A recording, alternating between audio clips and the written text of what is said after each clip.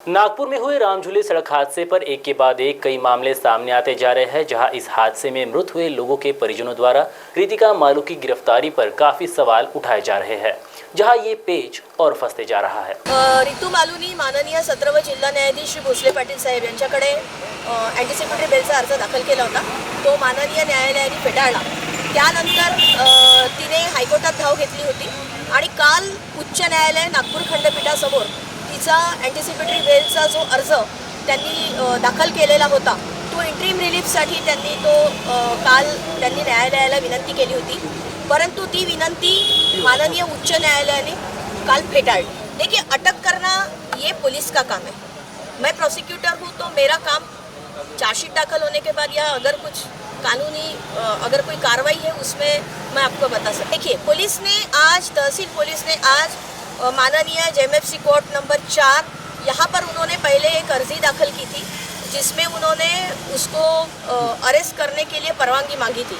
तो वो परमिशन मांगने के बाद माननीय न्यायालय जेएमएफसी कोर्ट नंबर 4 इन्होंने नोटिस इशू किए थे आरोपी को और उनके वकील को।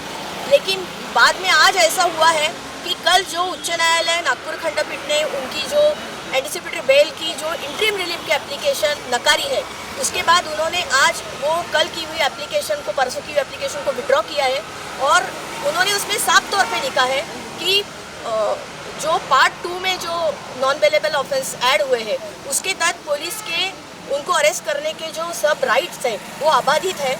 उसके चलते वो एप्लीकेशन उन्होंने आज विड्रॉ की है, ऐसा उन्होंने साफ साफ उसमें लिखा हुआ है। देखिए, पुलिस अपनी कोशिश पूरी कर रही है और मुझे ऐसा लगता है और पूरी उम्मीद है कि जल्द से जल्द पुलिस जो भी इस केस में जो भी कार्रवाई है, अटक है, जो भी उनको इन्वेस्टिगेशन के रूप में ज़रूरी लगता है वो ज़रूर एज फास्ट एज पॉसिबल करेंगे। देखिए, उनके साथ एक और महिला थी जो प्रत्यक्षदर्शी साक्षीदार का ऐसा कहना है कि शराब के नशे में थी और ऐसा भी आगे आया है during the course of investigation कि वहाँ से वो जो दोनों गायब हुई थी तो उन्होंने किसी के मदद के सिवा तो ये पॉसिबल नहीं है, लेकिन उस दृष्टिकोण से वो खुद गई या किसी ने उनकी मदद की, इस दृष्टिकोण से पुलिस का तपास जारी है। देखिए, ये जो पूरा मामला है अंडर इन्वेस्टिगेशन है, तो इसके चलते मैं ऐसा समझती हूँ कि अभी मेरा कोई भी कमेंट करना ठीक नहीं है। ये सारी चीज़ें as a matter of investigation आपको आयोग बहुत अच्छे से बता सकते हैं। देखिए, जो माननीय सेशन कोर्ट ने एंटिसिपेटरी बेल रितू मालू की रिजेक्ट करे, उसके बाद में ये लोग हाई कोर्ट गए उस पर स्टे लेने, इंटरिम ज़मानत लेने के लिए। माननीय हाई कोर्ट ने इनको इंटरिम ज़मानत तुरंत नहीं ग्रांट करी और उसमें 13 तारीख की सुनवाई रखी अगली। तो फिलहाल अभी करंट में पुलिस को जुडिशरी ऐसा कोई भी अड़ंगा नहीं है कि उनको कहीं से, जैसा उन्होंने लोअर कोर्ट में परमिशन ग्रांट करने के लिए डाला था पुलिस ने, कि हमको ऐसा कहीं ना कहीं लगता है कि हो सकता है कि ये चीज़ को भी प्रोसीजर बढ़ाने के लिए ताकि अरेस्ट करने में पुलिस और डिले कर सके, इसलिए पुलिस ने वो परमिशन के लिए डाली थी। आज वो भी हमने हमारे लॉयर द्वारा वो जो ग्रांट ऑफ परमिशन की एप्लीकेशन डाली थी वो विड्रॉ कर ली गई है।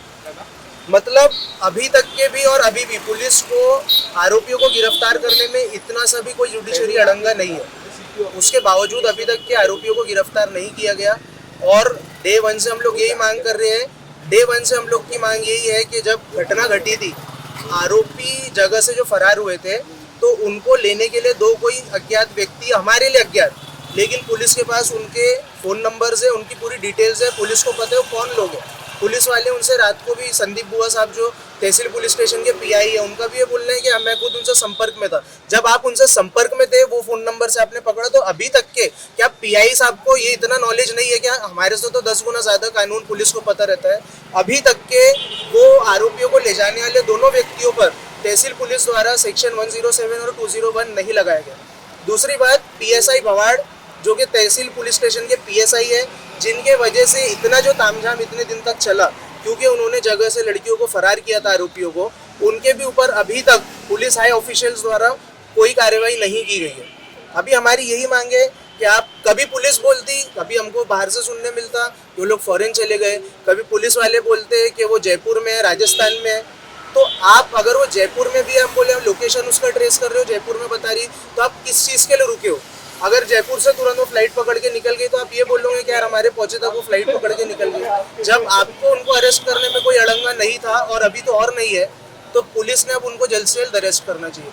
नहीं तो डे 1 से यहाँ तक अब मैं ये भी मांग करता हूँ कि पहले दिन जो डीसीपी साहब द्वारा हमको ये बता दिया गया कि उन लोग ड्रिंक करके नहीं थे, मेडिकल की रिपोर्ट आई, बाद में वो रिपोर्ट पॉजिटिव पता चली फॉरेंसिक से।